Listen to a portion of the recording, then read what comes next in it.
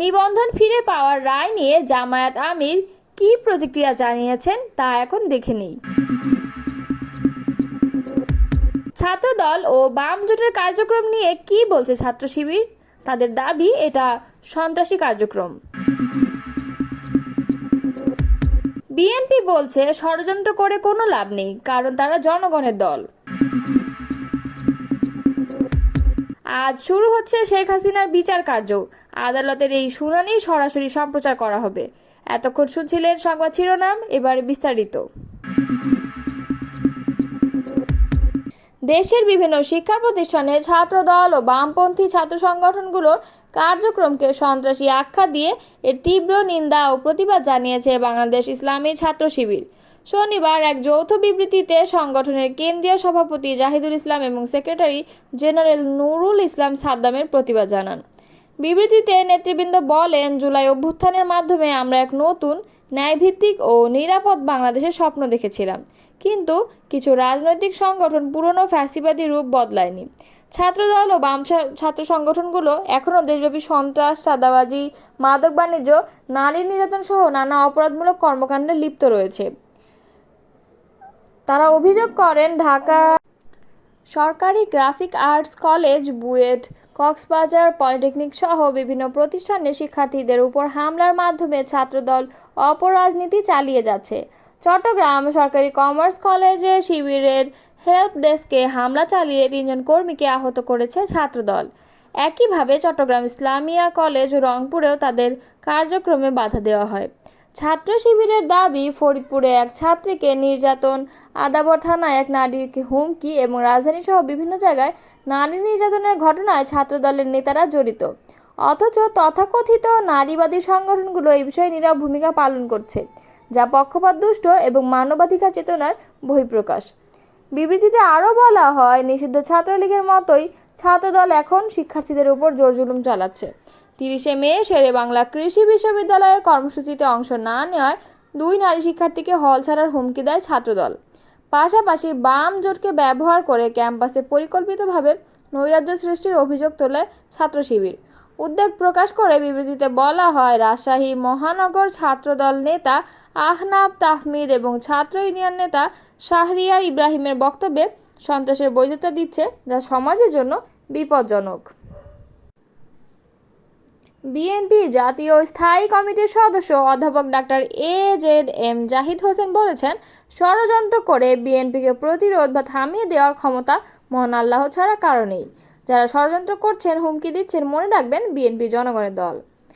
শনিবার দলের প্রতিষ্ঠাতা শহীদ প্রেসিডেন্ট জিয়াউর রহমানের 44তম শাহাদাত বার্ষিকী উপলক্ষে বগুড়া জেলা বিএনপি আয়োজিত এক আলোচনা সভায় তিনি কথা বলেন। ডাক্তার জাহিদ হোসেন বলেন, 75-এ সিপাহী জনতার বিপ্লবের মধ্যে মেজর জিয়া এদেশকে মুক্তির পথ দেখিয়েছেন। জিয়াউর রহমান জন্মের পর থেকেই নিজেকে তৈরি দেশকে নেতৃত্ব দেওয়ার জন্য। তার কালজয়ী দর্শনের সবচেয়ে বড় অবদান হচ্ছে বাংলাদেশি জাতীয়তাবাদ ও জাতীয়তাবাদী দল। তার সর্বশ্রেষ্ঠ অবদান স্বাধীনতার ঘোষণা। তিনি বলেন, এদেশে আওয়ামী লীগ হচ্ছে একটি অন্যায় অনাচারের দল। বাকশাল কায়েম করে তারা দেশে গণতন্ত্রকে হত্যা করেছিল। তিনি আরও বলেন, বেগম খালেদা জিয়া ও তারেক রহমানের নেতৃত্বে আজ বিএনপিকে প্রতিরোধ বা ষড়যন্ত্র করে থামিয়ে দেওয়ার ক্ষমতা মহান আল্লাহ ছাড়া কারো নেই। যারা ষড়যন্ত্র করেছেন, হুমকি দিচ্ছেন, মনে রাখবেন বিএনপি জনগণের দল, স্বৈরাচারের বিরুদ্ধে যুদ্ধ করেছে। তিনি আরও বলেন, শহীদ জিয়া এদেশের মানুষকে যখন এদেশে মানুষের বাক স্বাধীনতা হরণ করা হয়েছিল, মাত্র 4টি পত্রিকা রেখে বাকি সব পত্রিকা বন্ধ করে দিয়েছিল আওয়ামী লীগ। বেগম জিয়া এদেশের মুক্তিযুদ্ধ মন্ত্রণালয়, শিশু ও মহিলা বিষয়ক অধিদপ্তর সহ যুগান্তকারী সব পদক্ষেপ নিয়েছেন। এদেশের মানুষের ভাগ্যের উন্নয়নের জন্য তারেক রহমান 31 দফা দিয়েছেন, যার মাধ্যমে বাংলাদেশ নতুন রূপে দেশ গড়ে উঠবে। বিএনপির এই নেতা আরও বলেন, 24 আন্দোলনে শহীদ আবু সাঈদ মুগ্ধদের দলীয়করণ করার চেষ্টা করা হচ্ছে। আসলে তারা কোনো দলের নয়, তারা এদেশের মানুষের জন্য জীবন দিয়েছে। আমাদের মনে রাখতে হবে, 47 বাদ দিয়ে 71 হবে না, 71 বাদ দিয়ে 75 হবে না, 75 বাদ দিয়ে 90 হবে না এবং 90 বাদ দিয়ে 24 হবে না। তাই সকল গুম খুনের বিচার করতে হবে। যারা নির্বিচারে গুলি করে আমাদের ভাই বোনদের হত্যা করছে তাদের বিচার করতে হবে। আলোচনা সভায় উপস্থিত ছিলেন জেলা বিএনপির ভারপ্রাপ্ত সাধারণ সম্পাদক মোশাররফ হোসেন এবং সম্পাদক ফজলুল বারী বেলাল প্রমুখ। জুলাই আগস্টে সংঘটিত মানবতা বিরোধী অপরাধের মামলায় সাবেক প্রধানমন্ত্রী শেখ হাসিনার বিচার কার্যক্রম আজ রবিবার আন্তর্জাতিক অপরাধ ট্রাইব্যুনালে শুরু হচ্ছে। বিচারের শুনানি আদালতের বিচারকক্ষ থেকে সরাসরি সম্প্রচার করা হবে। বিষয়টি নিশ্চিত করেন ট্রাইব্যুনালের প্রসিকিউটর গাজী এম.এইচ. তামিম। প্রসিকিউটর জানান, আজ সকাল 9:30টায় কোর্ট প্রসিডিংস বাংলাদেশ টেলিভিশনের মাধ্যমে ট্রাইব্যুনালের অনুমতি সাপেক্ষে সরাসরি সম্প্রচার করা হবে।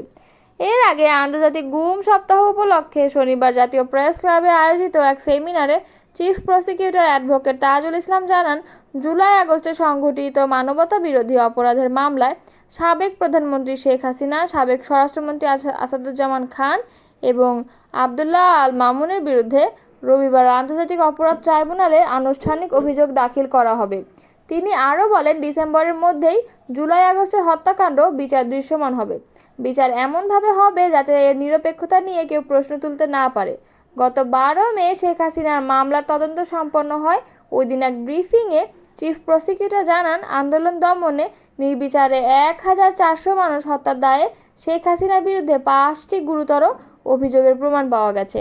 এর মধ্যে রয়েছে হত্যার নির্দেশনা, প্ররোচনা ও উস্কানির অভিযোগ। এছাড়া একই সঙ্গে আসাদুজ্জামান খান, কামাল ও চৌধুরী আবদুল্লাহ আল মামুনের বিরুদ্ধেও মিলেছে একই অপরাধের প্রমাণ। রাজনৈতিক দল হিসেবে জামায়াতে ইসলামের বাতিল হওয়া নিবন্ধন ফিরিয়ে দিতে নির্দেশ দিয়েছেন আপিল বিভাগ। নির্বাচন কমিশনকে অবিলম্বে এই নির্দেশনা বাস্তবায়ন করতে বলা হয়েছে। তবে দলটির প্রতীক দাঁড়িপাল্লার বিষয়ে কোনো আদেশ দেননি আদালত। আপিল বিভাগ প্রতীকের বিষয়টি বিবেচনা কমিশনের উপর ছেড়ে দিয়েছেন। রোববার সকালে প্রধান বিচারপতি ডক্টর সৈয়দ রেফাত আহমেদের নেতৃত্বে 4 বিচারপতির আপিল বেঞ্চে রায় ঘোষণা করেন। এ সংক্রান্ত হাইকোর্টের রায় বাতিল করে দেশের সর্বোচ্চ আদালতে রায় দেন। এদিকে এ রায়ের পর সামাজিক যোগাযোগ মাধ্যমে ফেসবুকে নিজের অভিব্যক্তি জানিয়েছেন জামায়াত ইসলামের আমির ডক্টর শফিকুর রহমান। রোববার সকালে জামায়াত আমির তার ভেরিফাইড ফেসবুক পেজে দেওয়া এক পোস্টে লিখেছেন, বাংলাদেশ জামায়াতে ইসলামের নিবন্ধন সংক্রান্ত হাইকোর্টের দেওয়া ন্যায়ভ্রষ্ট রায় আজ প্রধান বিচারপতির নেতৃত্বে 4 সদস্যের বেঞ্চ বাতিল ঘোষণা করেছে। মহান রবের দরবারে নতশিরে শুকরিয়া আদায় করি, আলহামদুলিল্লাহ সুম্মা আলহামদুলিল্লাহ। তিনি আরও লিখেছেন, পরবর্তী প্রক্রিয়া নির্বাচন কমিশনের সঙ্গে সম্পৃক্ত। মহান রবের সাহায্য চাই, আমরা যেন দ্রুতই আমাদের পূর্ণ অধিকার ফিরে পাই।